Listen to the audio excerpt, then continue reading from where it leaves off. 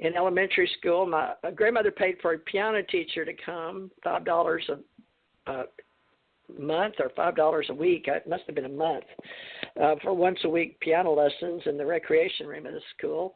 But I had a good childhood with music, and I think everybody should have music and PE. I loved PE in school. But, as far as life growing up in the South, Monroe, Louisiana, and then my mother and father divorced when I was in high school, ninth grade, and we moved to Houston. We were going to Dallas the weekend that Kennedy got shot. We were going to, I'll never forget that. So I was supposed to be in Six Flags, but they canceled it because he was coming into Dallas. There was a big controversy. We were really looking forward to skipping school, but November, right? So that changed my life entirely. But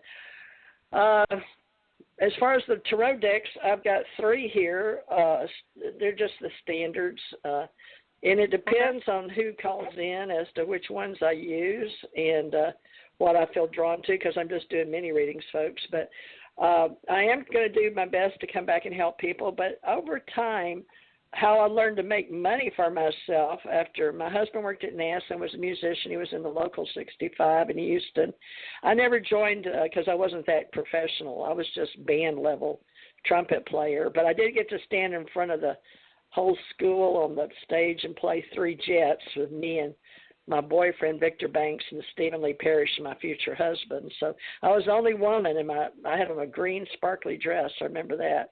And I just think it gives people another language, and that's important, folks, to know another language. And you really don't realize it, and I guess unless you haven't had it. I don't know, maybe you don't realize it at all if you've never had it.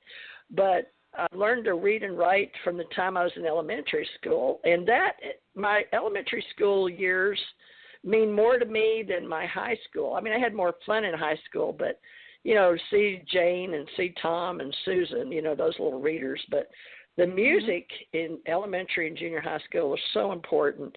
And then PE. And I was really disenchanted in coming into this century when the children at high school, they didn't have to do PE. It was like it was required. I don't know. Was it required for you, Suzanne, to do PE? Yes. No option. I think they should put that back in. I wish the universe would listen to us and let us help everybody with, everybody and what's best. But as far as you mentioned me being a publisher, I got into that because we were born into the paper mill business, and then my mom being a writer, and then she wanted to publish some books, and I knew how to use computers. She did too. She was a lot better than me. But I started publishing books. I had to do 12 to be a publisher, 12 or 21. Maybe it was 20. I think it was 21, actually. Anyway, I had to have that many books. And then once I got that, it was easy to become a publisher back in the day. But then, and anybody in music can appreciate this, but with music, I was involved when we went online, we have iTunes now, but if you remember the big Microsoft and Apple wars, but Microsoft and Bill Gates and all that came from us being desktop publishers, more writers.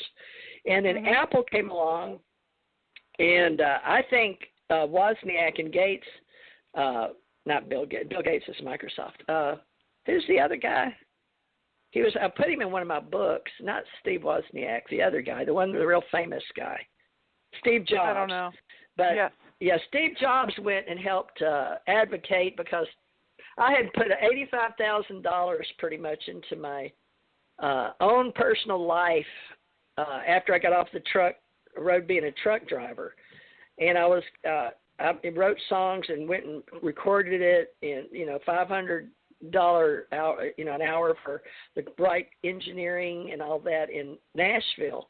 But I got at least 2 CDs done, DVDs. You used to have to put 10 minimum on a CD. But Steve Jobs, people we couldn't get on. We had to go to CD Baby and get stuff done. And then I recorded some songs for other people like I did.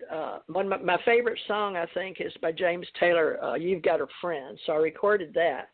but you had to get right, so I had to go through all that. But anyway, I spent a lot of money after myself being a singer-songwriter. And that when I was up there, that's how I got radio to do commercials. So I got paid to make commercials. But in Houston, I worked on Whataburger jingle, and a lot of my friends were famous because my husband, being he knew a lot of people like Doc Severinsen, and they played a lot with Girl Like Entertainment and brought him into Houston. And he happened to have 5 scholarships with the state of Texas. And so he could pick and choose, but the Vietnam War came along. So that's why he went to work for NASA. Chris Kraft hired him.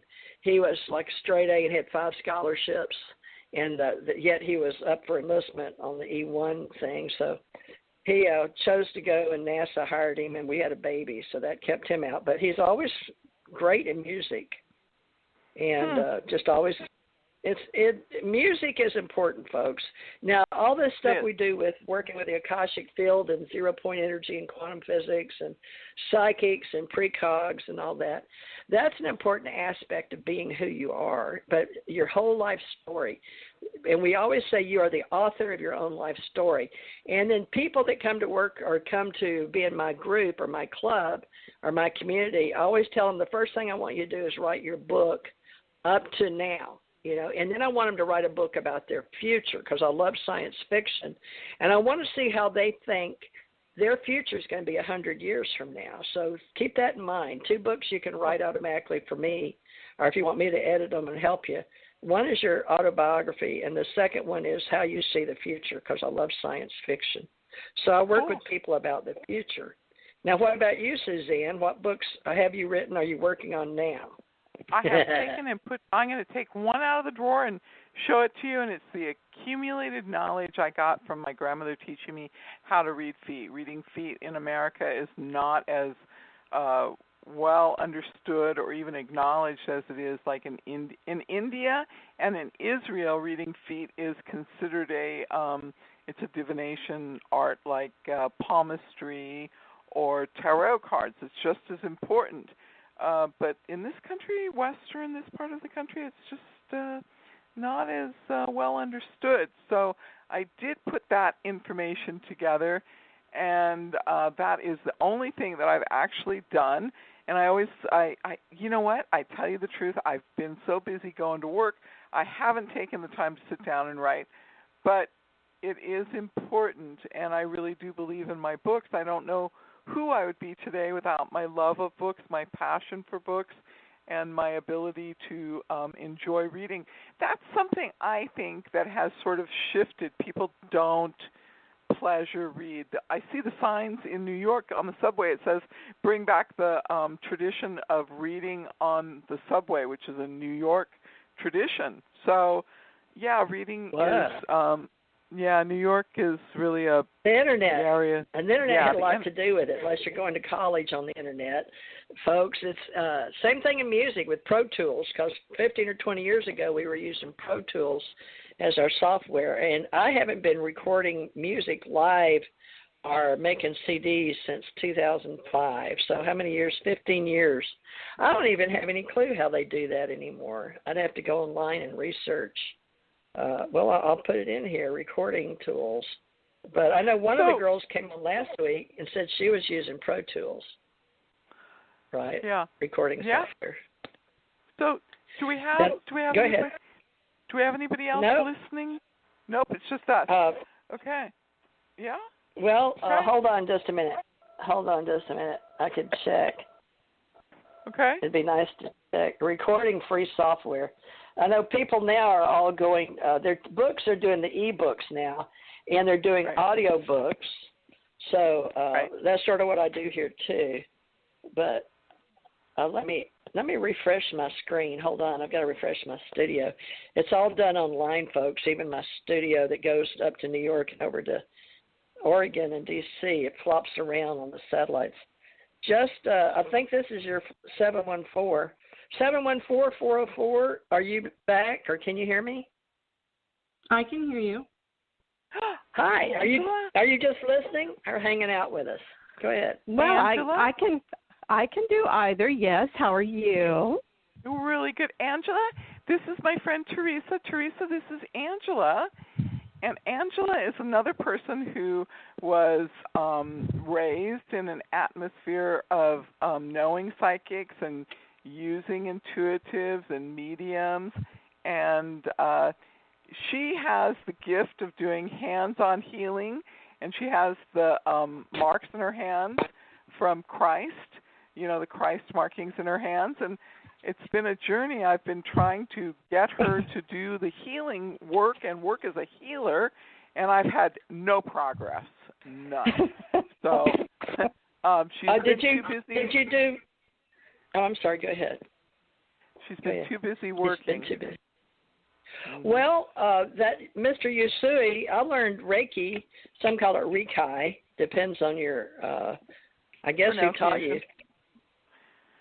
Which way do you go? Reiki or Reiki? We had, you know what, Angela had an entire tribe of Reiki worker friends. That still didn't get her off the dime to go to work on becoming a healer in her own right.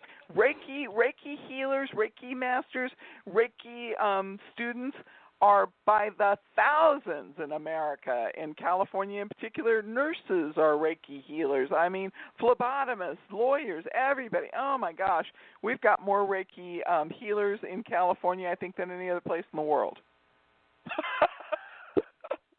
Well, when I was doing readings, I felt awkward with them sitting up next to me, and I had to go learn what they were doing just sitting there. But they were in Hawaii. They could actually touch.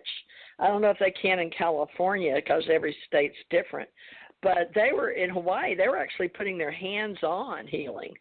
Not like now when I was teaching with the Psychic Network and the Spiritual Center, we did we put our hands?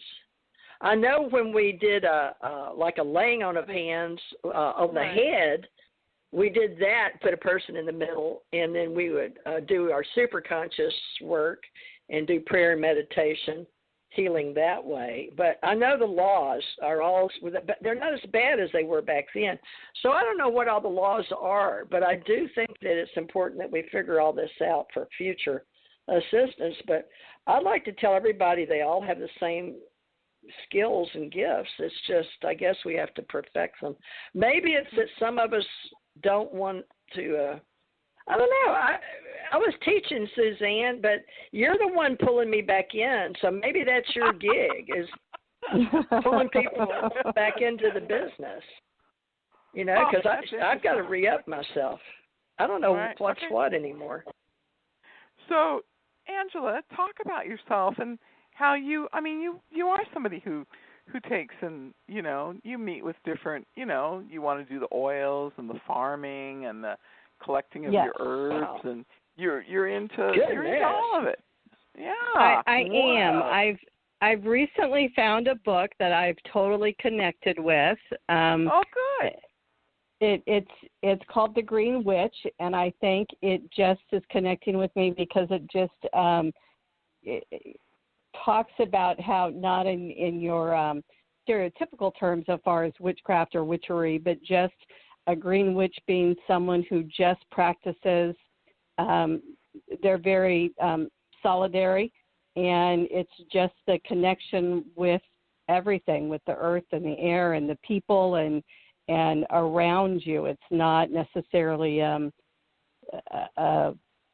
structured practice that you do. It really is just how you connect and interact with all of the elements, and respect or the green witch, respect and kind of how you work with them. And so far it's just something that has kind of just been, it feels connected. It feels like, oh, this makes sense to me now. This definitely feels comfortable to me.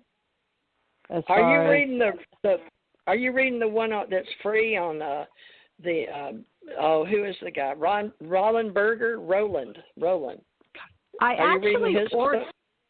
I actually ordered it, so I'm reading a tangible book.